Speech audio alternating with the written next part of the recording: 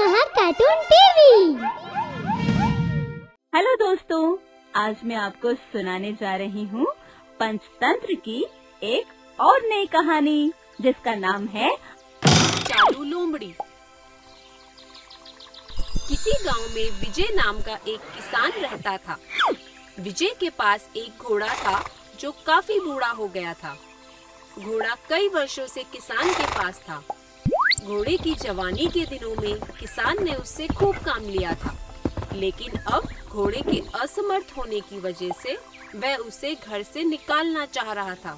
किसान घोड़े को घर से बाहर जंगल में जाने को बोलता है। देखो, तुमने मेरी बहुत सेवा की है, लेकिन अब तुम मेरे किसी काम के नहीं हो और तुम्हारा खर्चा मुझसे नहीं उठाया जा रहा है। तुम यहाँ से कहीं दूर जंगल में चले जाओ। घोड़ा अपने मालिक से दूर जंगल में अकेले रहने के बारे में सोचकर बहुत उदास हो जाता है। अपनी उदासी जाहिर करते हुए वह अपने मालिक से कहता है, मालिक, मैं आपका बहुत पुराना सेवक हूँ। मैंने अपनी पूरी जिंदगी आपकी सेवा की है। मैंने हमेशा आपके साथ वफादारी दिखाई है और कभी भी मेहनत करने से मना नहीं किया। जब तक मेरे अंदर काम करने की शक्ति थी, तब तक आपने कुछ नहीं कहा। लेकिन आज जैसे ही मेरा शरीर असमर्थ हो गया है, आप मुझे घर से जाने को कह रहे हैं। क्या मुझे मेरी उम्र भर की मेहनत का यही इनाम मिलेगा? घोड़े की इस बात का विजय के पास कोई जवाब नहीं होता है, क्योंकि विजय बहुत चालाक और मतलबी था। वह इस दुविधा से बाहर निकलने की एक तरकीब सोचता है। वह घोड़े से कहता है, ठीक है, तुम मेरे घर में रह सकते हो, लेकिन सिर्फ तब जब तुम मुझे शेर की खाल ला कर दोगे। विजय जानता था कि उसके घोड़े के लिए शेर को मारना लगभग नामुमकिन है। वह सोचता है, यह कभी शेर को मारकर उसकी खाल तो ला नहीं पाएगा और हमेशा जंगल में ही रहेगा।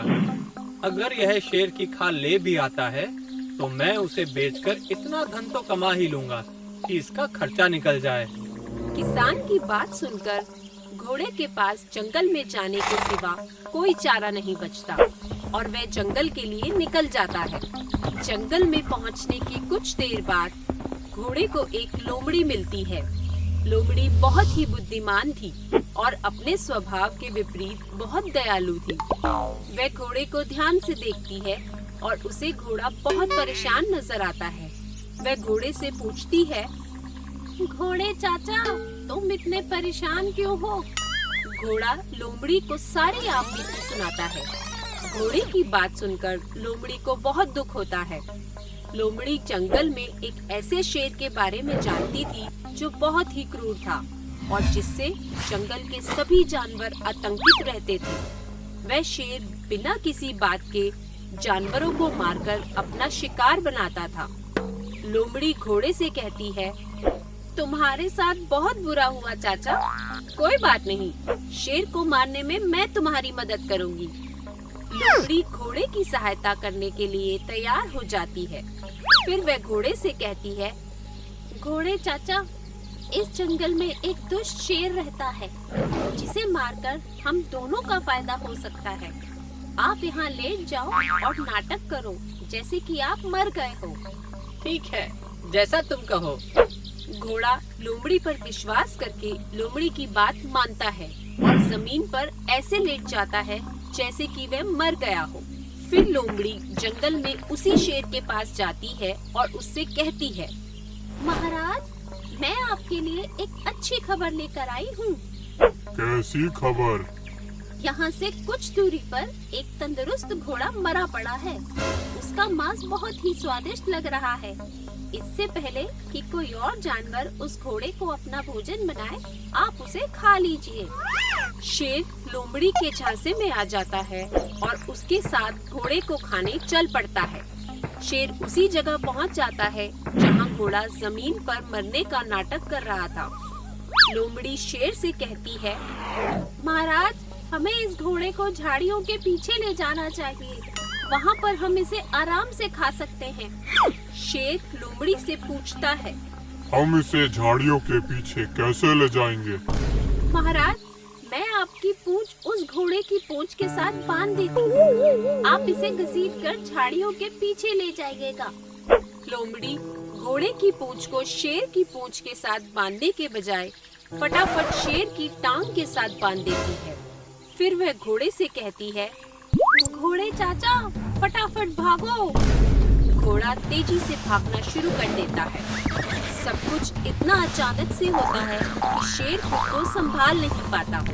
घोड़ा बहुत तेजी से भागता रहता है और शेर को किसी मरे हुए जानवर की तरह घसीटता हुआ ले जाता है। शेर कभी नुकीले पत्थरों से टकराता या फिर झाड़ियों के बीच चोट खाता हुआ जाता। ज्यादा घायल होने की वजह से इसका काफी खून बहने लगता है। शेर दर्द के मारे कराहता रहता है और घोड़े से रुकने के लिए विनती करता है।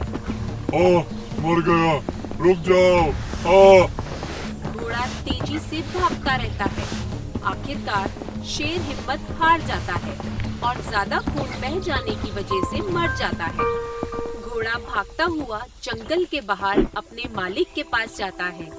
विजय मरे हुए शेर को देखकर बहुत खुश होता है और घोड़े को घर में रहने की इजाजत दे देता है।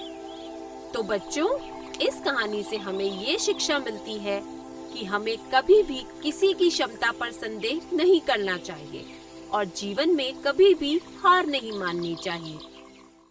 अगर आपको हमारे वीडियोस पसंद आ रहे हों, तो इन्हें लाइक करें, चैनल सब्सक्राइब करें और हमारे कार्टून शो सबसे पहले देखने के लिए बेल आइकन दबाना ना भूलें।